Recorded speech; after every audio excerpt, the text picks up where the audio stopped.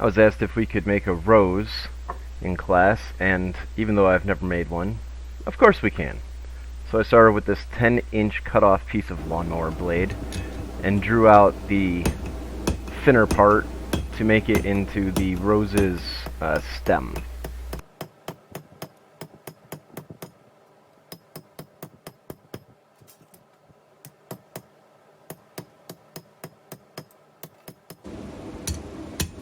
One of the hardest parts of drawing out flat stock like this is it tends to try to roll on itself, and you can see that sort of indentation in the middle where the two ends are trying to come over, so you got to keep flattening it out, laying it on the anvil like this, and just making sure that it's staying straight.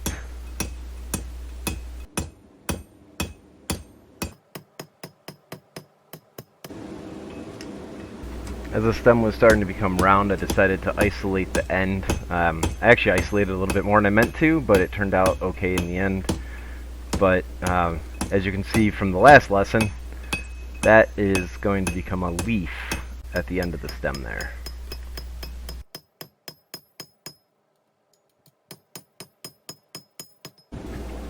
At this point, I'm just refining that isolated end, turning it into a proper taper. Make sure that it has 4 flat sides and a sharp point at the end.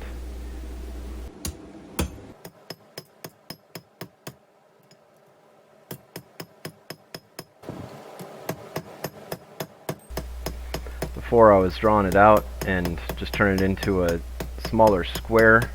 Now I'm starting to round it over and turn it into more of what its final shape will be.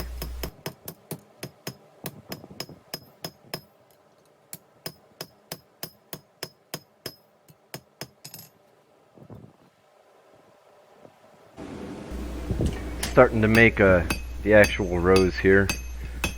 Hammer out the junction a little bit and then start to draw out the metal of that'll become the rose petals by using the peen of the hammer, the cross peen, and just stretching it out because we don't have a whole lot of metal here and it's a lot of rose that we need to make.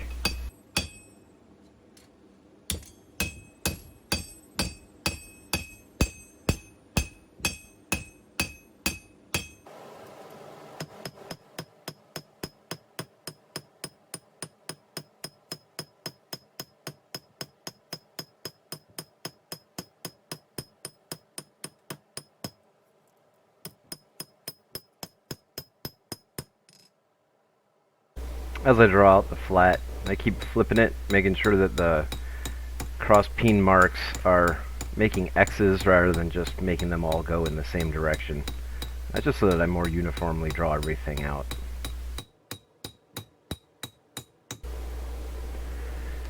Similar to making the belly of a knife, you want to continue to draw out the metal out toward the edge, what will be the top of the rose, because the bottom of the rose is going to be tightly woven and thinner, and it'll be like a funnel going up and out into the blossoms. So keep working toward the edges.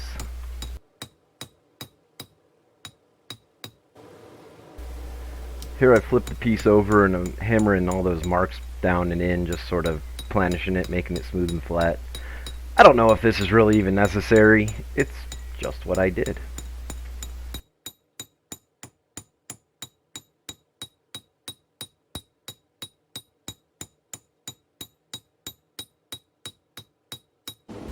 Once I'd removed the chaotic markings of drawing out the flat, I'm going back with the cross peen, putting in what looks like the texture of a flower's petal. Since this is the first time I've done this, I went back with my cutting hammer and also put those marks in just to see what would look good. I think both end up looking pretty nice, and I kind of like the combination look of these two tools.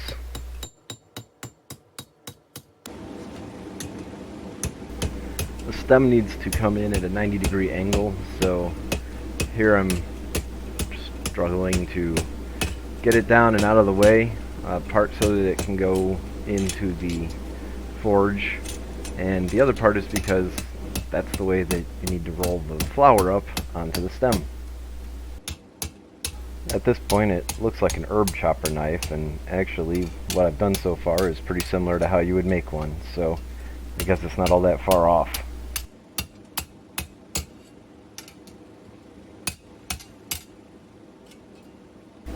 Coming back to the taper, make sure it's on edge and start knocking it down into a leaf so that you have a decorative end to the stem.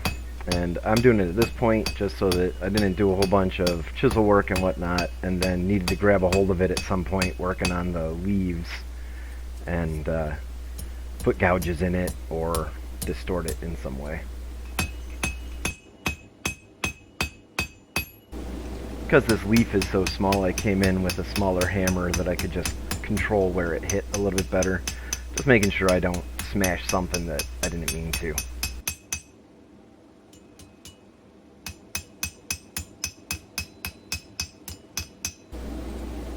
Because I didn't do any file work on this leaf, I'm not worried about shaping it over a wooden block. I can shape it over the anvil, which is a lot faster, more easy, more precise. And I just making, I don't know, shape that I decided that I want this leaf to have. I'm sort of bending it in the middle here, and then I'm going to curl over the top and just something I thought looked nice. I made this bottom fuller tool specifically for this project, and since this is the first time I'm using it, we need to figure out how to work together first here. But the idea is that it will soften up the edges of the separate petals instead of them coming to straight jagged points. Now they're sort of rounded, and once I get the hang of this new bottom fuller, everything works out pretty nicely.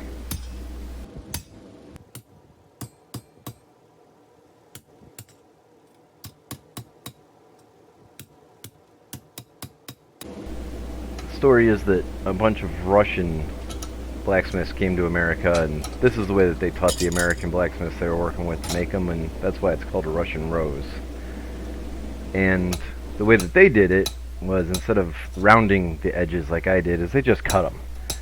And like I said before, that results in 90-degree cutoffs at the edges of your rose petals, and real roses don't end like that. So I put the two techniques together to give me the traditional look with rounded edges, which I think is better.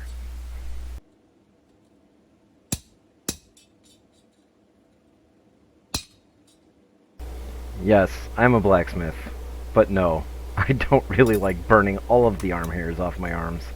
This was actually rather painful, and I don't do it like this in the future.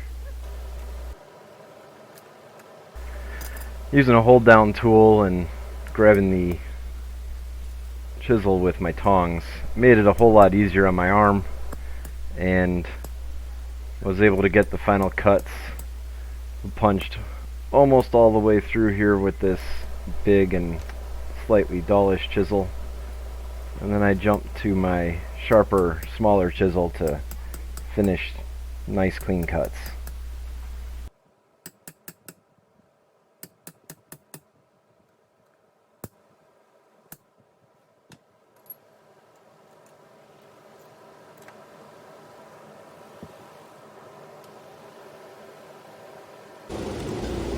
Roll it up. I got it started out in a little bit of a roundish shape here on the horn of the anvil. Then I'm going to move it up to the cutting step, and this is kind of awkward.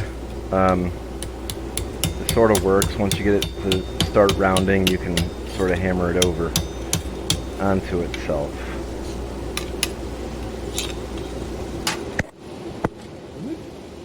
I wanted to try to get that first curl really tight so that everything else could be wrapped around it.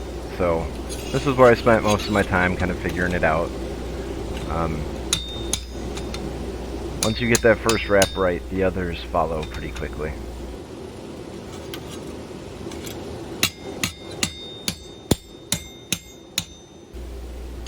Next I put the following piece in and just start hammering it over, and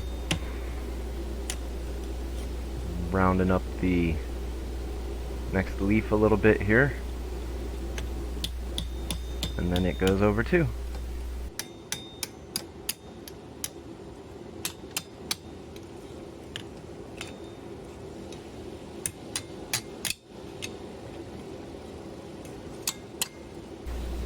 Bring back my cutting tool because it's easier to hold on to in this position.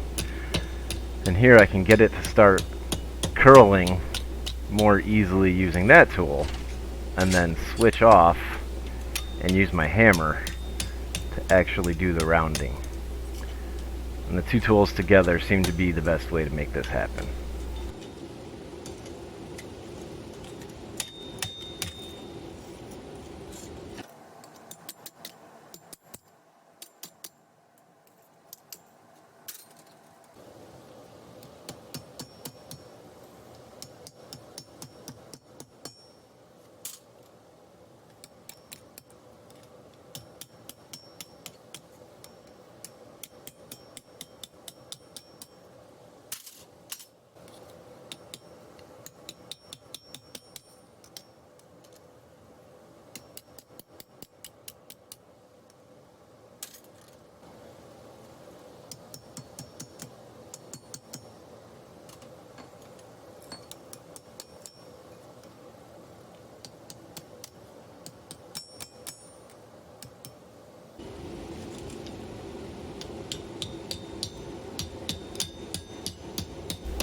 Wrapping up that last petal is very satisfying, and it's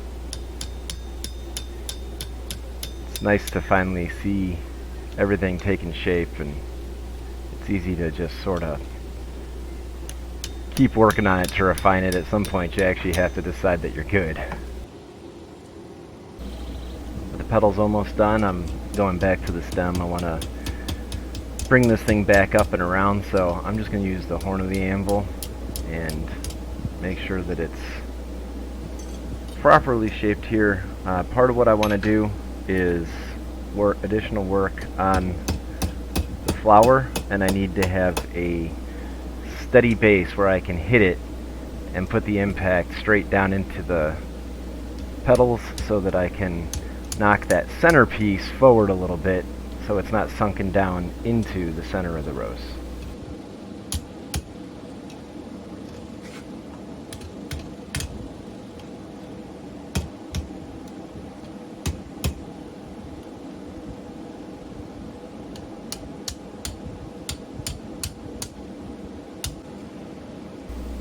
Using two pair of tongue, I pull apart the tops of the petals out and flare them a little bit so that they look more like a natural rose. It's pretty easy while the metal's still hot, even if I can't get it on camera.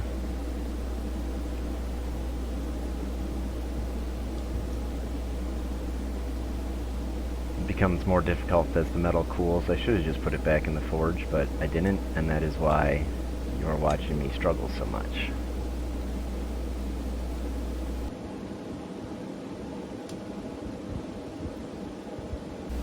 Mostly done. I'm using gentle tests with the hammer to refine the shape, tighten up the curl a little bit, making sure that it's good inside. Notice that that last petal is pulled down more than I want it to, so just making some final touches here.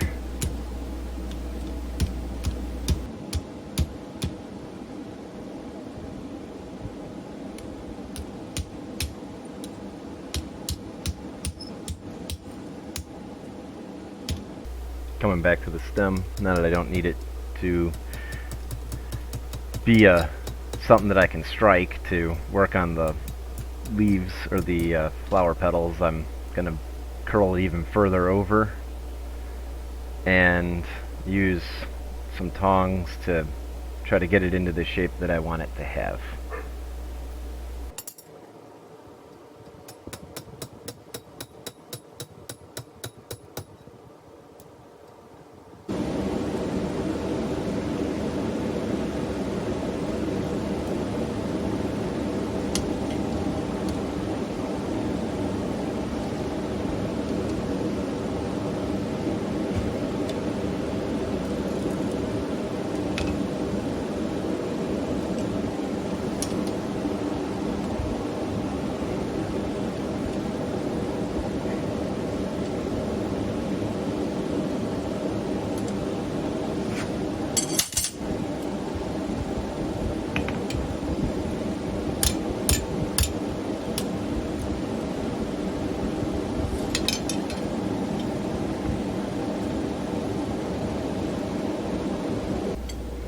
Don't be afraid to make those final touches.